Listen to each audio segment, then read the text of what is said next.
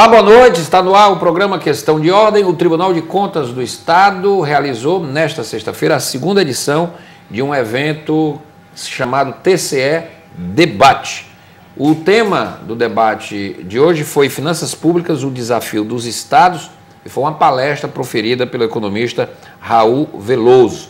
A palestra foi aberta, inclusive, a pessoas interessadas que fizeram suas inscrições, profissionais, não é, da área da economia, jornalistas e conselheiros, não é, do Tribunal de Contas. O encontro teve como palestrante o professor Raul Veloso e como debatedores o conselheiro Edilberto Pontes, que é o vice-presidente do Tribunal de Contas do Estado e o idealizador do evento TCE Debate. E também com a participação do professor da Universidade Federal do Ceará, pós-doutor em Ciências Econômicas, Jair do Amaral Filho. Eu estou recebendo hoje aqui no programa, com prazer, o economista Raul Veloso, que foi o palestrante desse importante debate realizado nesta sexta-feira aqui em Fortaleza. Ele é meu convidado hoje aqui do programa Questão de Ordem. O Dr. Raul Veloso é economista, é bacharel pela Universidade Estadual do Rio de Janeiro, mestre pela Fundação Getúlio Vargas e pela Yale University, nos Estados Unidos, é PhD em Economia, também lá nos Estados Unidos, professor da UERJ, da Escola Nacional de Administração Pública no Governo Federal, já foi coordenador de setores e áreas da pesquisa do IPEA, no Ministério do Planejamento foi secretário nacional adjunto, secretário para Assuntos Econômicos, foi membro do Conselho de Administração do BNDES, da Embraer e do IBGE. É atualmente consultor econômico e colunista dos jornais O Estado de São Paulo, o Estadão, e jornal O Globo. São de autoria do meu convidado, Dr. Raul, livros, né, que fazem uma avaliação sobre a questão da energia, sobre o excesso de intervenção estatal e também uma avaliação da situação econômica recente da Argentina, no livro Intervenção Estatal e Populismo, a Argentina do século XXI. É com o Dr. Raul Veloso. Nosso programa, a partir de agora, você participa pelo nosso endereço eletrônico, que está aí no seu vídeo. Você, através dele, pode interagir com a nossa produção e pode, evidentemente, você pode fazer algum comentário, crítica, sugerir temas, como os nossos telespectadores sempre estão sugerindo, para que a gente possa realizar programas aqui na TV Assembleia. Doutor Raul, boa noite, prazer em recebê-lo. Seja bem-vindo. Boa noite. Tudo bem? Qual é o grande desafio dos estados, quando a gente fala estado, o estado municipal, o ente estadual, o ente federal, nessa crise toda, tem a luz no final do túnel, doutor Raul, porque o que a gente vê muito é o ajuste, aí tem problemas no ajuste, o Congresso já disse que não vota o ajuste do jeito que o governo mandou, o governo passa por um momento de fragilidade política, isso evidentemente vai dificultar ele aprovar as medidas da forma como foi imaginada pelo ministro da Fazenda. Qual é o cenário que o senhor vislumbra aí nesse ano de 2015?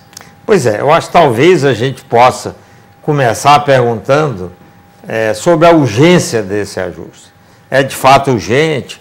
É de fato necessário?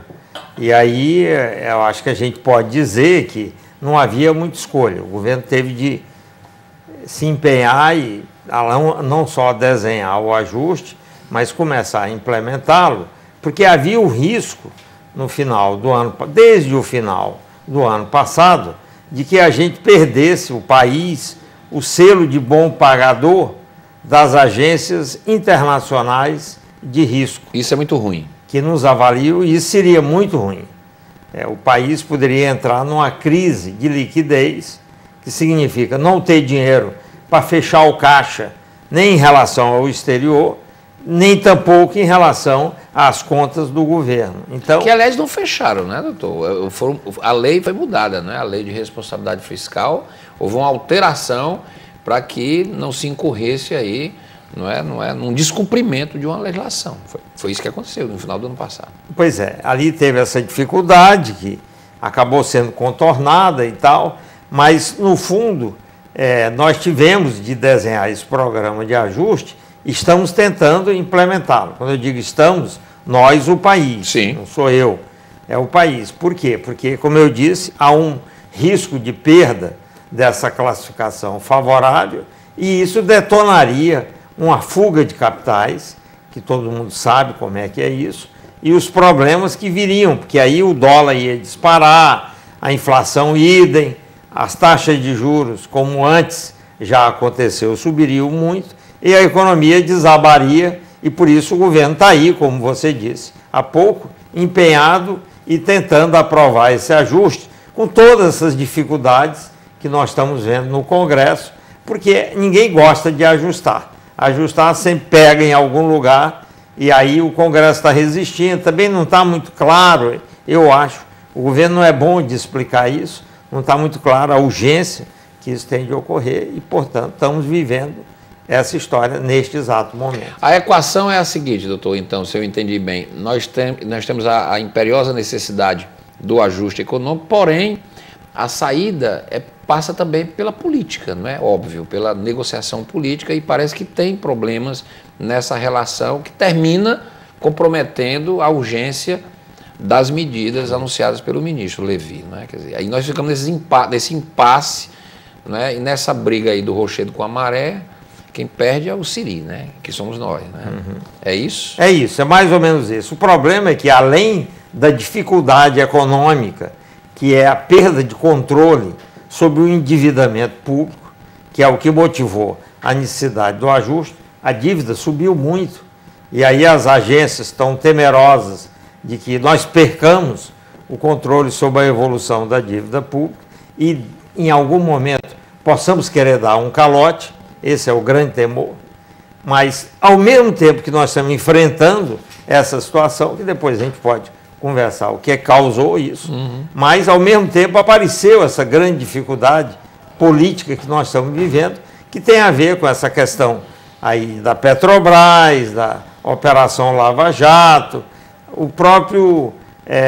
a própria dificuldade de o governo se relacionar com os partidos da tal base de sustentação política e, portanto, o momento para o ajuste, obviamente, não foi o melhor momento que poderia ter ocorrido, porque ele está ocorrendo na hora que o governo tem que pedir a colaboração do Congresso.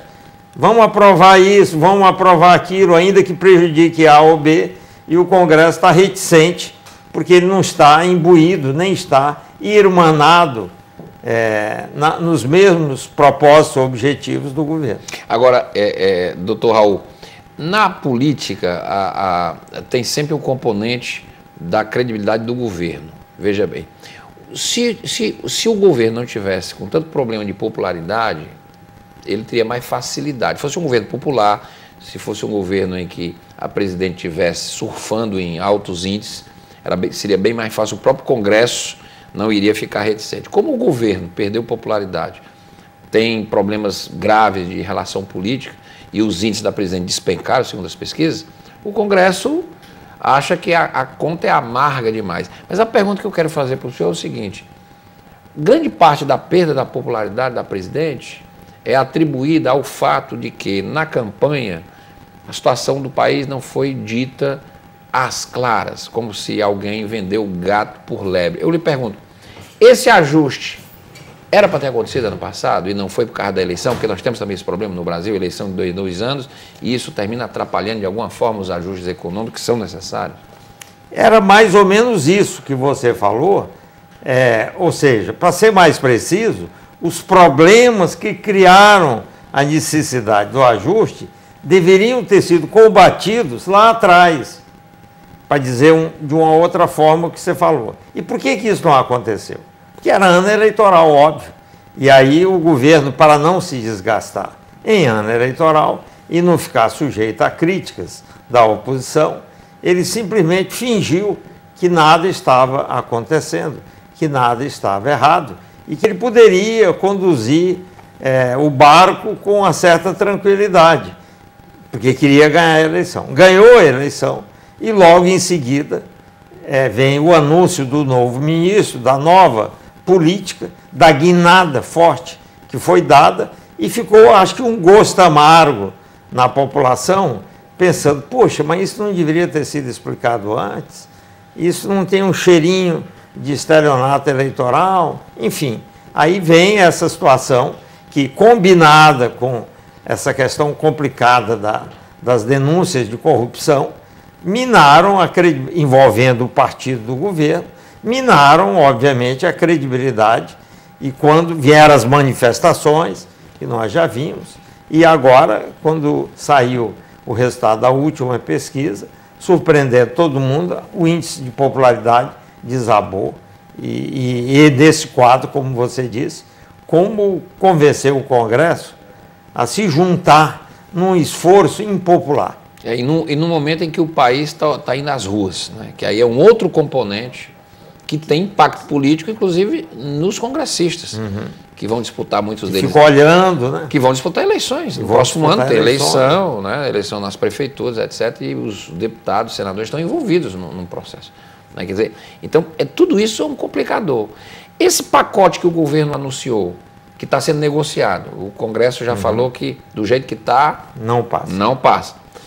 O que é preocupante aí nessa negociação? O que é que o ministro pode negociar, mas que não o pacote não deixa de ser eficaz, quer dizer, o remédio amargo que precisa ser dado para a doença. Para a doença, ele não perca, ele deixa a força. Qual é a margem de manobra que tem o ministro na negociação? Eu imagino que sempre nessas situações, as autoridades, eu estou falando baseado na minha experiência passada no governo, elas sempre deixam ali uma certa margem, porque sabem que não é fácil aprovar medida impopular.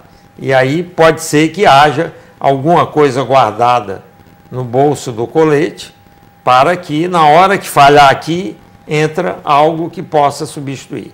A situação é tão complicada que eu espero que ele tenha feito isso, porque senão volta aquela história que eu falei. A gente perde essa classificação de bom pagador e depois vem uma onda de problemas da mais alta dimensão.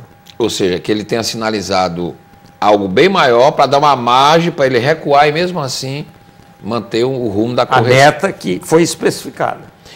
O Brasil corre o risco de perder o controle da inflação. A inflação já beirou agora os 8%. O presidente do Banco Central foi à televisão e explicou que em abril a inflação volta a cair. É possível afirmar assim? Em abril, já que nós vamos ter um crescimento praticamente nulo este ano, talvez o Brasil cresça alguma coisa em 2016, mas de fato a economia brasileira já tem comprometimentos, né?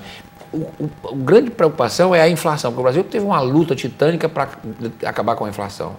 Foram planos aí, se a gente for contar aqui, eu acho que a gente nem se lembra de todos. Né? E eu vivi a maioria. Não é? E aí veio o plano real, que foi realmente o tiro certeiro no coração da inflação. O Brasil experimentou esse período de equilíbrio econômico que dá para planejar melhor o país, etc. De repente a inflação volta a sair do controle. É preocupante, nós corremos risco de ter a volta da inflação naqueles moldes que a gente já vivenciou. Né? Olha, eu vou dizer um negócio que seguramente é polêmico, muita gente não vai concordar, mas, enfim, isso é da vida, né? O que eu acho é que esse é o menor dos problemas que nós temos hoje. O menor, a inflação. É o menor dos problemas. A volta da inflação. Por quê? Por duas razões. Primeiro, porque nós já estabelecemos um sistema eficaz de combate à inflação e vimos aprendendo nos últimos anos a operar nesse mecanismo que se chama metas de inflação. Já aprendemos muito, ou seja, nós sabemos o que fazer. Por que a inflação piorou? Primeiro, porque na administração anterior o governo foi, vamos dizer, complacente com esse processo e o Banco Central foi forçado a se tornar complacente. Agora eu estou vendo a mudança que ocorreu. Apesar de ser a mesma administração no Banco Central, além de ter aprendido o que fazer, nós temos hoje claramente, com a vinda do Joaquim Levy, uma outra postura em relação aos assuntos econômicos. O governo deu uma guinada de 180 graus, inclusive nessa questão da inflação. A complacência que havia antes desapareceu. Então isso é um bom sinal. Mas tem uma coisa da qual nós não vamos escapar, que é o impacto de duas coisas, que nós sabíamos que iam acontecer. Um é o impacto da taxa de câmbio, que subiu muito e vai ter impacto nos preços. E o segundo é o impacto do reajuste das tarifas que estavam artificialmente contidas, em particular a tarifa de energia elétrica. Por sorte, o petróleo não precisou subir mais, porque o preço internacional caiu. Mas no caso da energia elétrica já foi feito aí um grande reajuste, mas pelo sistema que está aí, o que eu estou imaginando é que esses efeitos, não adianta muito você querer combater o efeito do câmbio e das tarifas sobre a inflação, ele é inevitável num primeiro momento. Mas ele pode se dissipar ao longo do tempo e aí a gente volta à inflação no nível que tem de estar, que é dentro daquela meta, aquele intervalo de meta, no máximo chegar a 6,5. Então, esse é o menor dos problemas, sinceramente. Talvez por isso o Tomini estava tão tranquilo quando anunciou o problema. Eu acho que ele é o mais tranquilo de todos, exatamente por isso. Porque ele sabe disso, sabe que mudou a postura, sabe que esse efeito não tem como evitar, a Inês está morta, vai ter de absorver, vai dissipar, mas vai dissipar com o tempo, e desde que ele mantenha a rédea das taxas de juros, porque antes parece que ele não tinha as rédeas. As taxas de juros eram que nem uma carruagem em que os cavalos correm e o sujeito está conduzindo, não consegue segurar a rédea. Agora, parece que deram as rédeas para ele. Entrou um cocheiro para dar domar o que seria a parte que precisar ser feita, ele fará mais adiante. Por que o consultor estrangeiro, o mercado estrangeiro está olhando o Brasil com tanto pessimismo? A julgar pelo Financial Times, o jornal britânico tem escrito editoriais muito duros, dizendo que o Brasil está descendo a ladeira. Por quê? É exagerado isto? Eu acho que no caso do Financial Times, sim. Também é porque ele tem uma história recente muito complicada com essa administração. Atritos com a administração, com o ex-ministro Mantega, não sei se você se lembra, já houve isso. Aquela visão, não é, da macroeconomia. E houve atritos pessoais. Então, vamos dizer, o governo Dilma não tem uma boa relação com o Financial Times. Ora, aí nós entramos nessa situação, vamos chamar assim, de pré-crise. E aí ele vai ter uma postura otimista, aliás, não precisa ser o Financial Times. Aqui mesmo dentro, eu que vivo atuando nesse mercado aí de consulta sobre a situação da economia, desde novembro que eu venho explicando para quem me pergunta que existem reais condições do novo ministro, dada a mudança e dado o fato de que é imperioso fazer a mudança, que há condições de retomar o controle. Ora, nessa hora aí você tem boa parte das pessoas, pelo menos era assim, ficavam me desafiando, não, mas nós vamos perder esse selo de bom pagador. E eu dizia, não vamos, não interessa às agências tirar o selo quando o país se arrumou, se reorganizou e está procurando fazer o que tem de ser feito. Mas muita gente tem um certo pessimismo, duvida, eu não tenho nada a ver com o governo Dilma, mas eu sei que o instinto de sobrevivência faz os políticos mudarem. E tanto o Financial Times como alguns setores aqui de dentro estão dizendo o tempo inteiro, não, vai perder. Bom, anteontem, uma das agências importantes anunciou que vai manter. Então você vê que não é bem assim. Eu acho que há um certo exagero nisso. Bom, estou aqui com o Dr. Raul Veloso, ele é economista, ele é consultor e ele está aqui no programa porque ele participou de um debate nesta sexta-feira lá no Tribunal de Contas do Estado. O TCE Debate é uma programação que o Tribunal de Contas está realizando. Essa foi a segunda edição do TCE Debate e o Dr. Raul falou sobre o tema finanças públicas, o desafio dos estados, mas o debate discorreu sobre toda essa temática da realidade econômica, dos problemas, dos percalços da economia e que a economia brasileira está enfrentando agora nesse início, né, de segundo mandato da presidente Dilma, com o ajuste que ainda não foi aprovado pelo Congresso e está aí, não é, uma disputa, uma discussão para ajustar e para que o Brasil possa encontrar um caminho seguro para sair da crise econômica. Eu vou fazer um intervalo, eu volto já e eu vou já discutir aqui com o Dr. Raul sobre a questão do investidor brasileiro e o empresário brasileiro. O que ele está pensando? Ele parou o investimento? Como é que a economia brasileira pode avançar sem o investimento privado? Se o investimento privado está desconfiando das medidas ou da capacidade do governo de gerir a crise. Esse é um assunto que eu vou tratar já com o Dr. Raul Veloso, meu convidado hoje no programa. Vou para o intervalo, a gente volta já.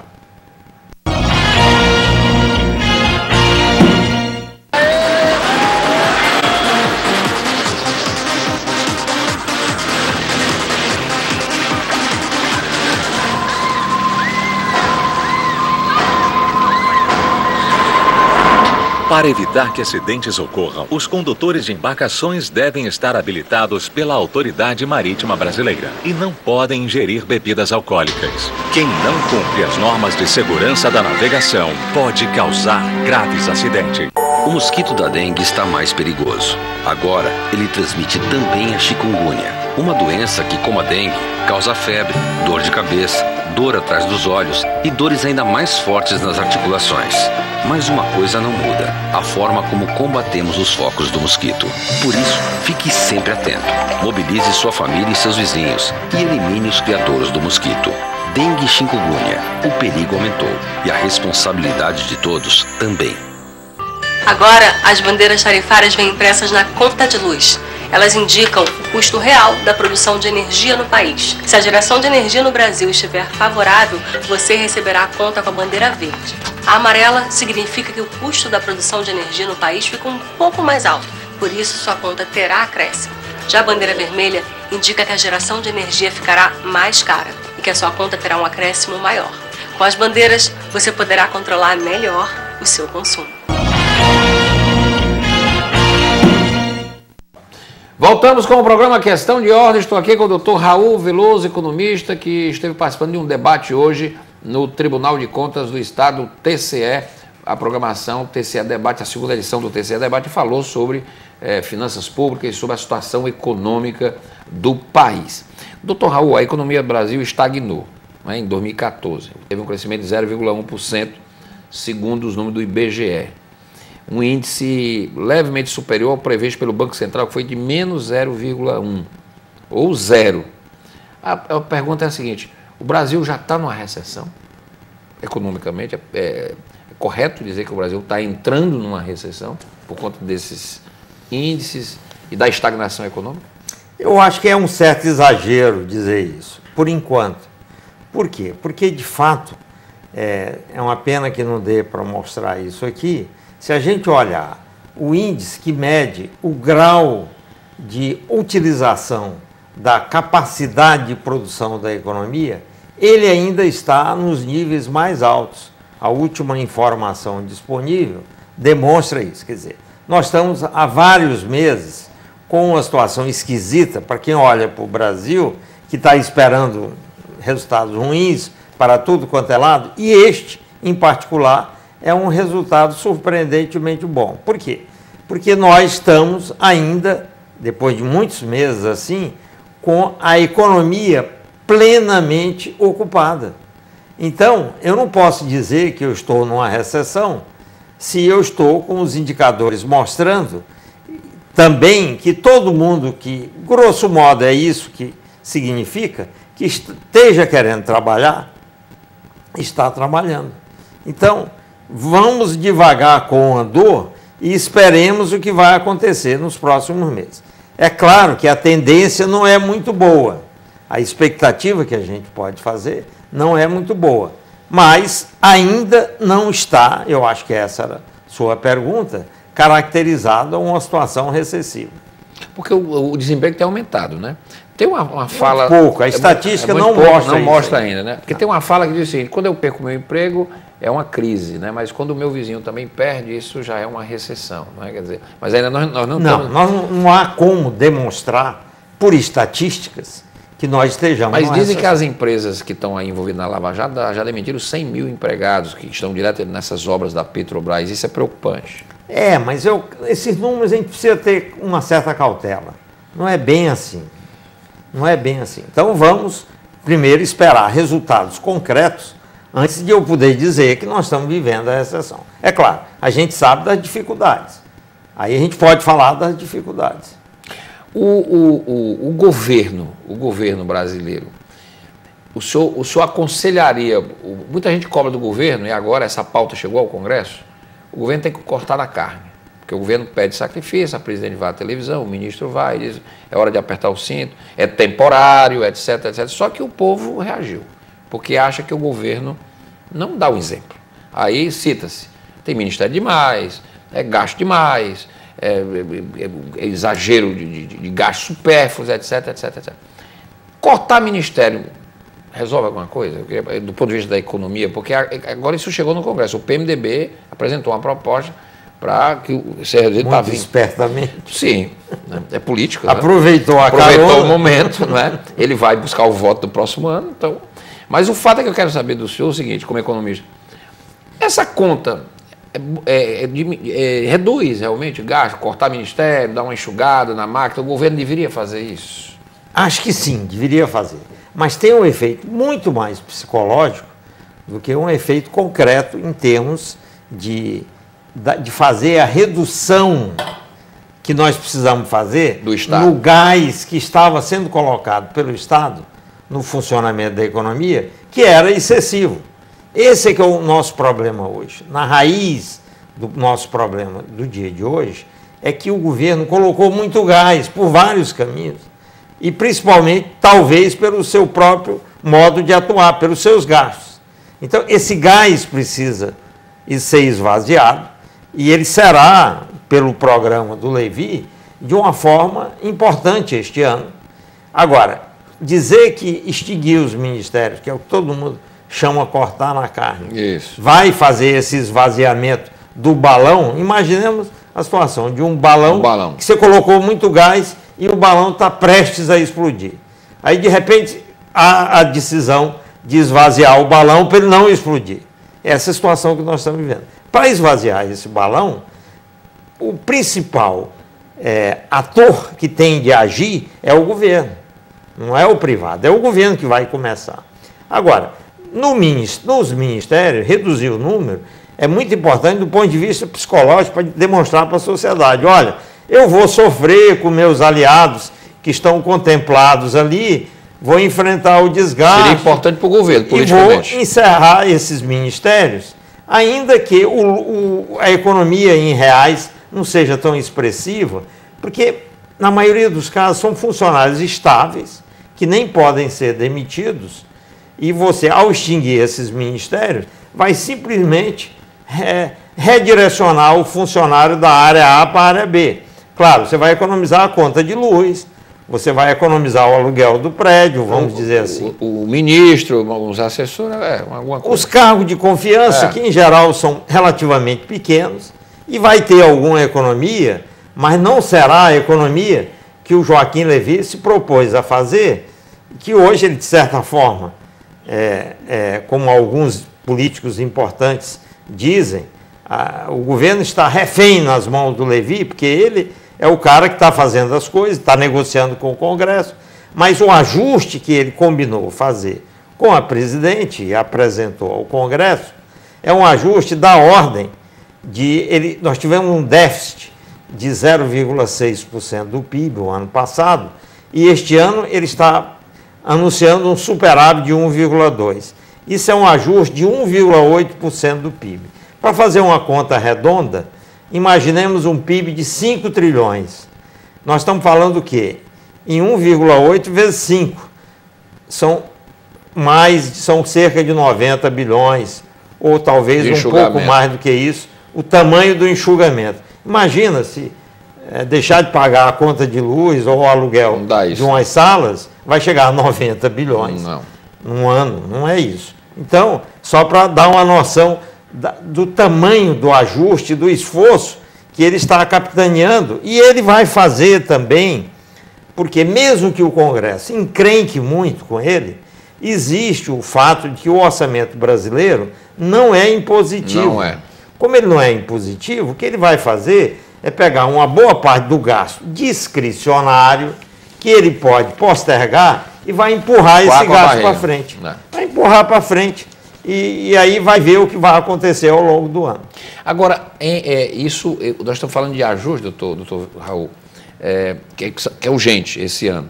Mas o governo tem 4 anos, né? A presidente Dilma está começando, está no 3º mês de mandato, não é? Até parece que a coisa... Já tem um bocado de tempo. Já tem, né? Por conta dessas turbulências todas. Mas em 4 anos, o governo precisa fomentar a atividade econômica. Qual é a receita? Porque eu fiz um programa aqui com um economista e ele disse uma frase, que foi o seguinte, ele disse, eu fiquei muito preocupado porque se comemorou agora 20 anos do Bolsa Família. Eu fico aqui imaginando se daqui a 10 anos nós vamos comemorar 30 anos do Bolsa Família. Porque a economia brasileira não pode viver de comemorações do Bolsa Família, de não sei quantos milhões que recebem o Bolsa Família. A atividade econômica tem que ser incrementada para o ente privado fazer a economia funcionar. Porque não é o governo que vai regular isso e que vai fazer este país avançar economicamente, não é isso? É isso. E esse é um caminho que o Brasil precisa começar a trilhar. Como é que faz isso? Pois é, aí, primeiro a gente não pode ser muito ambicioso e já querer saber como o Levi vai fazer o ajuste do ano que vem e do outro ano. Aí nós estamos Ele vai por partes. Navegando num mar mais complicado de fazer previsão. Ele vai por partes, ele vai fazer o deste ano. E em função do que ele estará fazendo este ano, que é tirar esse gás excessivo que estava dentro do balão, algumas variáveis vão se mexer e permitir que o setor privado externo, pelas nossas exportações, ou interno, pelos investimentos privados, tragam a parte do gás de volta. O que não pode é ser o gás do governo. Terá de ser o gás de fora ou o privado, investimento privado, que enquanto você está enxugando do lado, ele vai aos poucos colocando dentro do balão, e aí o balão vai poder recuperar o crescimento da economia. Eu estou fazendo a imagem de que essa entrada e saída de gás é que vão ser, digamos assim, o jogo da economia neste primeiro ano do ajuste. Tudo vai depender, é claro, tem muita coisa acontecendo ao mesmo tempo, como a gente sabe, Lava Jato, Petrobras, etc., empresas associadas à Petrobras, mas o setor privado é muito ágil.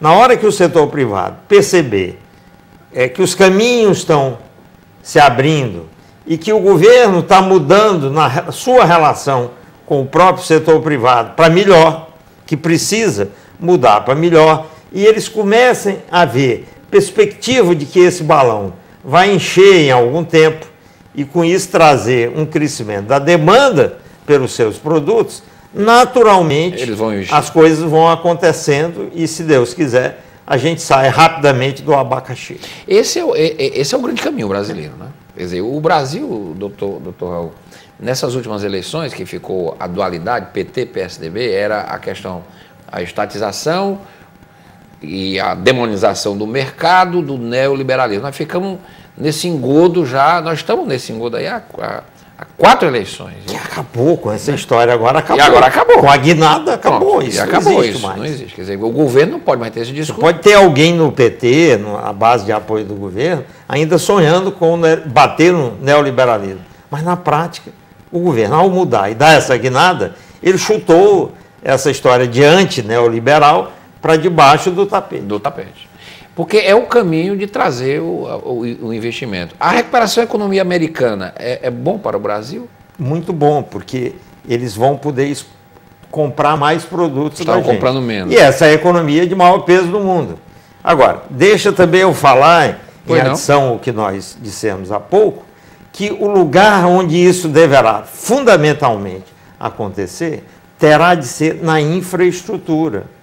Este é o segmento para onde os empresários vão ter de se voltar e, como depende muito do governo, tem um grande papel para o governo desempenhar para remover entraves que hoje ele coloca. Desregulamentar essas então, coisas. como o governo mudou, deu a guinada, ele precisa completar a guinada. Eu até, uma das minhas colunas no Globo, eu coloquei como título o seguinte: que venham os levis. Isso é para dizer o quê? Nós temos de fazer essa guinada não só na área do Ministério da Fazenda, como na área do Ministério dos Transportes, no Ministério das Minas e Energia, onde há uma carência gigantesca de investimentos e não ocorrem, não por falta de oportunidades, mas porque o governo está entravando. É uma esquizofrenia, você imaginar que, precisando tanto de que esse gás volte para o balão, o governo ainda coloca empecilhos com esse viés antiprivado muito forte que tem vigorado na política governamental. Que é uma grande tolice. Né? Que é uma grande besteira. Agora, os episódios da Lava Jato não atrapalham essa desregulamentação para o setor privado, tendo em vista essa relação de promiscuidade aí do público privado, de diretores com operadores, não sei o quê, com doleiro. Isso cria um negócio meio caótico, né?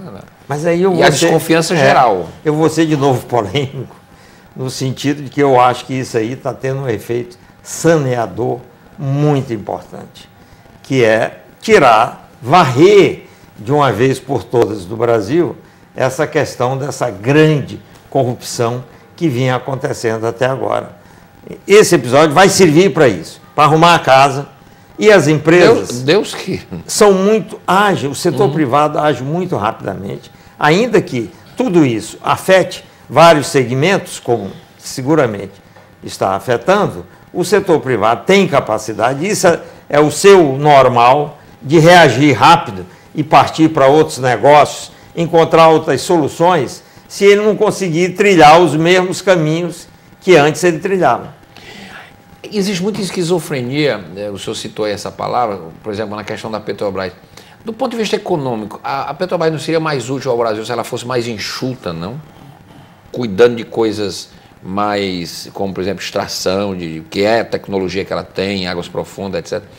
E deixasse de ter tantos penduricalhos, que eu acho que isso, de certa forma, gerou tudo isso, diretorias demais, departamentos demais, e gerou toda essa... Não é? essa quadrilha, não é? que se esquematizou nesse processo. O senhor não acha que a Petrobras... Quando a gente fala isso, aí alguém vai já dizer assim, lá vamos querer privatizar a Petrobras. Não é Tem isso, sempre essa esquizofrenia. Né, já foi até tema de campanha eleitoral aqui no Brasil, a privatização da Petrobras. Mas o senhor não acha que economicamente para o Brasil, a Petrobras mais enxuta serviria mais ao país? Eu acho que sim. Em princípio, sim. Principalmente porque tem um modelo que o governo colocou lá para operar, o pré-sal, que é um modelo inadequado, esse modelo da partilha. Ele abandonou o modelo convencional de concessões e colocou um modelo que tem um envolvimento muito grande da própria Petrobras. E agora ela está sem dinheiro para tocar. Ela está sem dinheiro.